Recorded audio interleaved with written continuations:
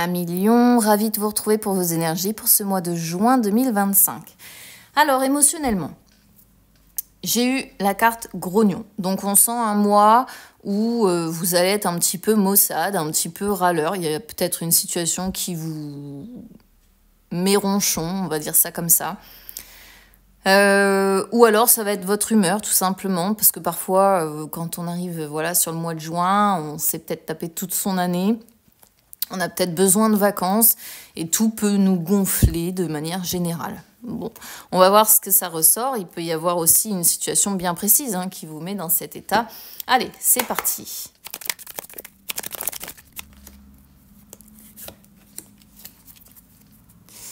Alors, on a le 6 d'épée qui confirme un passage difficile sur ce mois de juin.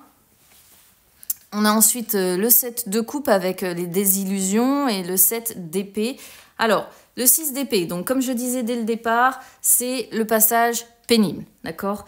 Ici, on sent, alors généralement, c'est plutôt la tristesse que le côté, on va dire, ronchon. Mais c'est quand même le fait de devoir laisser quelque chose derrière soi. Je veux parler trop vite, mais on est tellement limité sur les réseaux que bon, voilà. C'est quand on se sent obligé d'aller de l'avant, quand on doit recommencer à zéro, mais il y a quand même la notion d'avoir un petit peu le blues. On doit quitter une situation difficile, mais c'est compliqué mentalement parce qu'on est sur des épées, donc les épées représentent le mental. Et là, en tout cas, il y a vraiment ce côté, je dois avancer, mais ça me fait du mal, je suis pas très bien avec ça. Et ça va avec les énergies finalement d'être un peu grognon, d'être un peu ronchon, comme on voit dès le départ. Le 7 de coupe, comme j'ai dit, c'est finalement le fait de devoir aussi faire le tri entre les rêves et la réalité. Donc, c'est souvent les désillusions qu'on se prend un petit peu en pleine face. Mais en dehors de ça, c'est aussi quand on fait illusion. C'est-à-dire que même si vous traversez un passage difficile, vous n'allez rien en montrer à personne. C'est un petit peu la fierté de votre signe en même temps. Donc, généralement, vous refusez, comment je pourrais vous dire ça ? J'allais dire, vous refusez de voir la réalité en face, mais c'est pas que vous refusez vraiment de la voir en face. C'est plutôt, j'ai pas envie de montrer aux autres, j'ai pas envie de regarder cette situation de près. Je préfère vivre dans mon monde.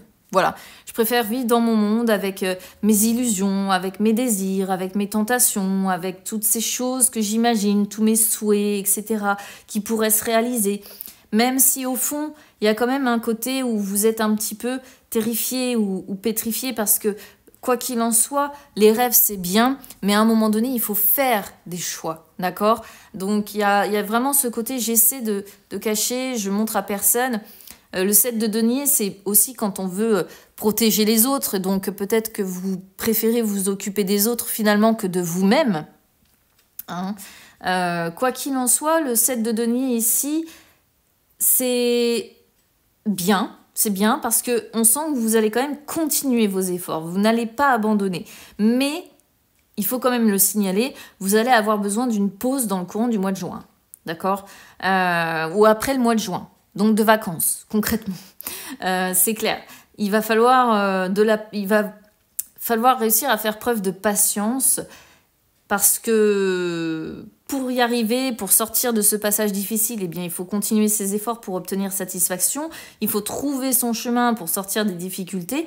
Donc, il faut lâcher beaucoup d'énergie, poursuivre parfois un but bien précis aussi, pour que mentalement, on soit fixé sur un objectif bien profond. Mais on sent quand même un besoin de dire, comme ce personnage ici, bon, allez, c'est bon, j'ai aussi assez donné, j'ai aussi assez bossé, j'ai besoin d'une pause, j'ai besoin de tout quitter, de tout plaquer pour que mon mental arrête 2 minutes de carburer. Allez, on va regarder les énergies financières. Alors, énergie financière, on a le 8 de coupe, le 2 de coupe et la force. Bon, alors, globalement, les énergies financières, je pense qu'elles sont pas trop mal. C'est pas le problème. Si vous voulez mon avis, le problème, il est plus relationnel. Avec le 2 de coupe, pour moi, en tout cas, c'est ce que ça m'inspire. Alors, on a dans la continuité du 7 de coupe, ce 8 de coupe qui sort. Le 8 de coupe, je l'aime pas trop parce que ça montre la fuite. Ça montre la fuite, ça montre l'abandon, ça montre le fait de tourner le dos, ça montre le mal-être et ça montre le ras-le-bol. D'accord? Vous voyez sur cette carte, je ne sais pas si vous la voyez bien, parce qu'avec le soleil, en plus, ça fait contraste.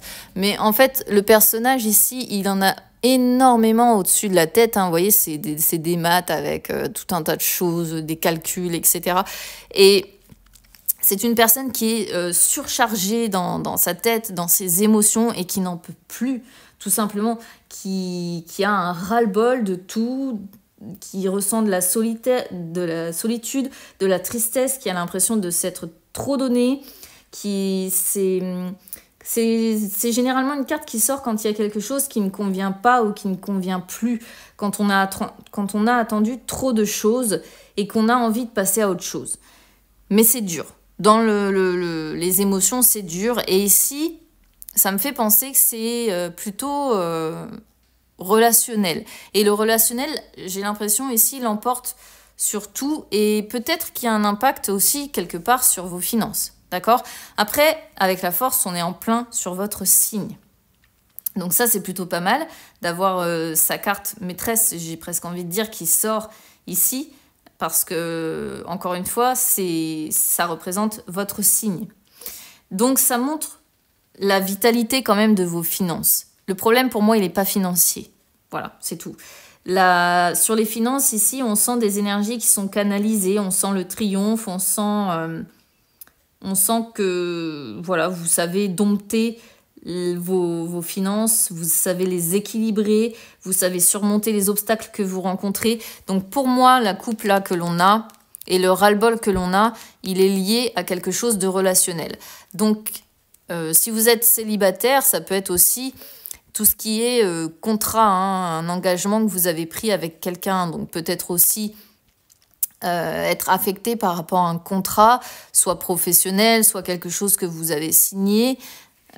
Si ça ne vous parle pas sur le côté relationnel, c'est vraiment ici la notion de contrat. Après, les contrats, c'est aussi, ça peut être les contrats bancaires, hein, quelque chose que vous avez signé avec quelqu'un, vous êtes engagé à quelque chose, et puis finalement, vous vous rendez compte en lisant les petites lignes que c'était pas ce que vous aviez convenu, etc., etc. Ça peut parler aussi de cette façon. Allez, les énergies sentimentales. On va voir du coup si ça parle sur le relationnel.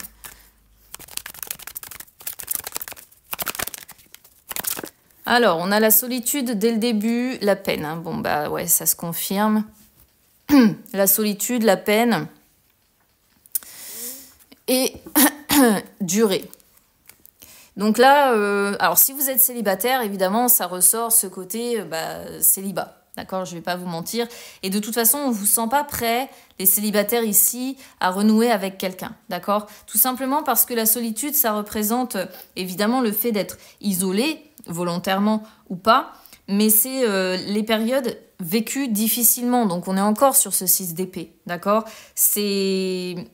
On voit encore un besoin de solitude aussi quelque part pour se préparer à une vie meilleure, pour avoir besoin de faire le point, pour cerner finalement nos attentes sur le plan affectif.